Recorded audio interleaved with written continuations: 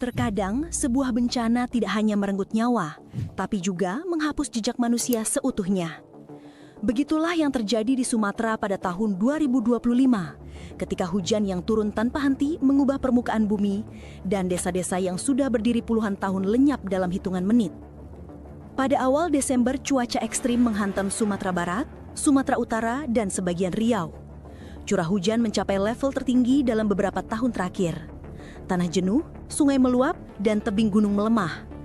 Tak ada peringatan yang cukup kuat hingga semuanya runtuh.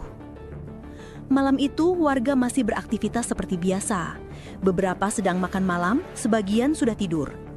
Tapi ketika suara gemuruh terdengar dari arah hulu, semuanya berubah.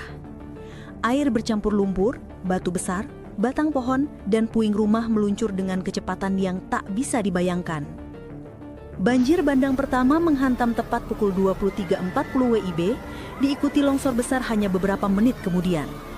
Dan di tengah kegelapan malam, banyak keluarga yang tidak pernah sempat keluar dari rumah mereka. Tapi sebelum kita melihat bagaimana desa-desa itu hilang, kita harus memahami apa yang sebenarnya membuat bencana ini begitu mematikan. Kami akan hadirkan perbandingan kondisi wilayah yang terdampak banjir.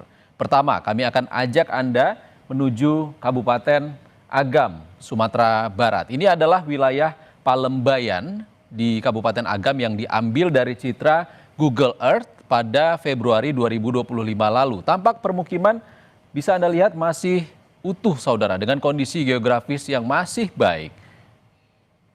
Berikutnya, tapi kalau kita lihat pada 30 November 2025, ini adalah foto udara di sekitar Masjid Suhada di Nagari Salareh Timur, Palembayan, Kabupaten Agam. Terlihat rumah-rumah dan juga jalanan hancur tersapu air. Kondisi ini terlihat cukup parah dilihat dari perbandingan dengan gambar sebelumnya di Februari 2025. Dan saudara, inilah perbandingan dari Google Earth di Kabupaten Agam, Sumatera Barat, yakni pada Februari 2025 dan juga yang terkini pasca bencana 30 November 2025 dari Antara. Tampak kondisi perbedaan yang signifikan dari lokasi yang terdampak.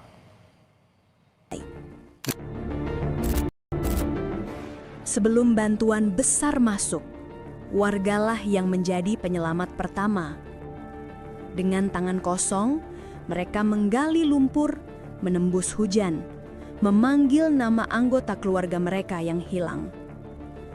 Beberapa warga menyelamatkan orang lain, meski rumah mereka sendiri sudah hancur. Ada yang menolong tetangga, meski tidak tahu di mana keluarganya sendiri. Teriakan minta tolong terdengar sepanjang malam, namun tidak semua bisa diselamatkan. Sementara itu, listrik padam total, jalanan terputus, dan sinyal komunikasi hilang sama sekali. Di tengah kekacauan itu, tim penyelamat akhirnya tiba. Untuk keluarga-keluarga kami, di sini kami sangat-sangat kekurangan. Barang-barang semua sudah habis, bahkan baju saja kami tidak punya. Banyak yang kelaparan, anak-anak di sini butuh makan, obat-obatan, tempat juga tidak ada, Pak, udah hanyut semua. Kami butuh tenda, Pak, kami butuh bantuannya.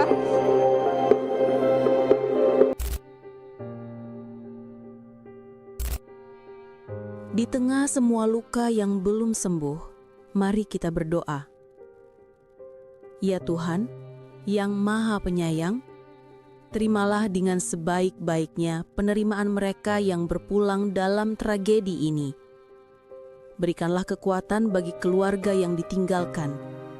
Lindungi para petugas yang bekerja tanpa kenal lelah. Dan kuatkan mereka yang harus memulai hidup dari awal. Untuk mereka yang hilang, semoga ditemukan.